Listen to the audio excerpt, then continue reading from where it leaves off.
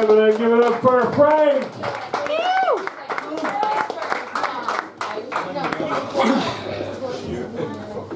Good evening, mostly comedians. My name is Frank Avocado O'Connor.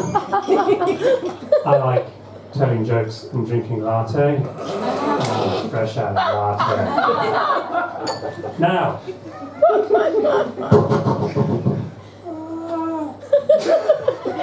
sorry, that was the very last joke leaving my brain and flying south for the spring. I now have no more jokes at all to tell you. I have to say that formally. That's it. Sorry. Talk about timing, eh? But I don't need jokes because we have, I've been looking at young people. And, not that way. My studies in comedy. And young people, they like this new thing, what's it called? Music. And like musicians, they do this thing, they remix stuff. They take old things and they remix it and make it into a new thing. So I thought, well, why don't we do that? Why don't we do comedians do that? We don't need to do jokes. I don't need to sit up all night slaving over a hot joke.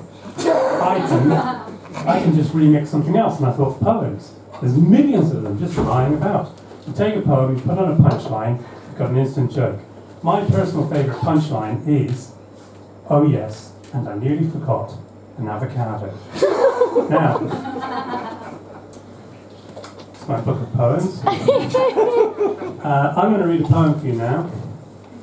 And I find this usually works best when I can actually see the page.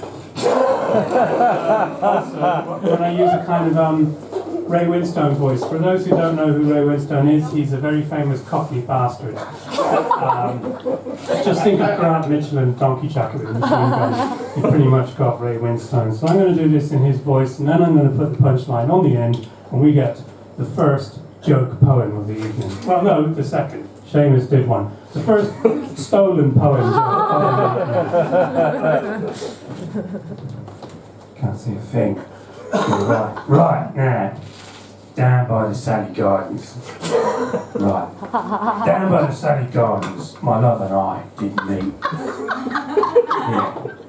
She passed the Sally Gardens with her little snow white feet. She bid me make life easy. Life easy. Wasn't that lucky? As the leaves grow on the tree, and I, being young and foolish, with her would not agree. In a field by the river, my love and I did stand, and I, leaning on her shoulder, bid laid her snow white hand. She bid me take life easy, as the grass grows in the wires. For I was young and foolish. Nah, I'm full of tears. Oh yeah, and I nearly forgot an avocado. Okay, that was poems. Now I'm going to do about a minute's worth of experimental stick comedy. This is a stick.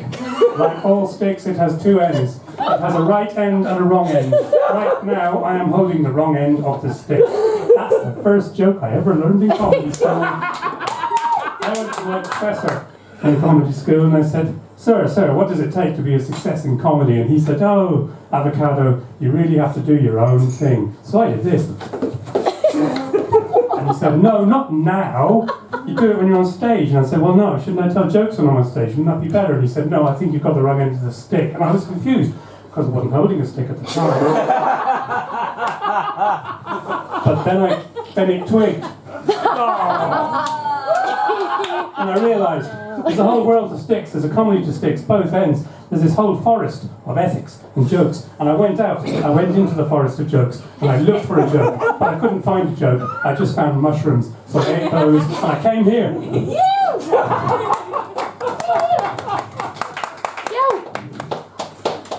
People at parties ask me, Frank, what is it makes you do stand-up? I mean, they really do. What the hell is it makes you do stand-up? And I always say the same thing. I say, Jesus. Which isn't true, of course, but it's a very good way of ending an awkward conversation. But it could be true, because Jesus may well have been a stand-up comedian. For all we know, it's not his fault everyone took him seriously. He might have been standing there thinking, blessed are the peacemakers. This one will kill the room. It didn't work. Everyone just took him seriously, just like they did with Chuckles Muhammad.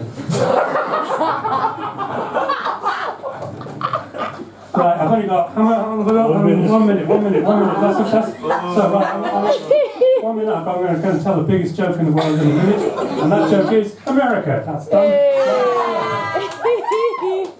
One more to go. Right, the American Christian Right. I saw this thing online, it was by the American Christian Right. It was an advert, and it said, "You can't hold hands with God while masturbating." And I thought, well, that's not true, obviously, because there's no God. If there was, it's not so much whether you could, but why on earth would you want to? That would just be awkward for everyone, not just for you, but for God. Truly sitting there going, I think I could do better things with my time than this. Also, being God, he could hold hands with everybody at the same time. So God could hold hands with the whole world while they masturbated, which would make a very surreal, but possibly effective Coca-Cola advert. Thank you very much. Give it up for the very poetic avocado. Let's give it over, Paul.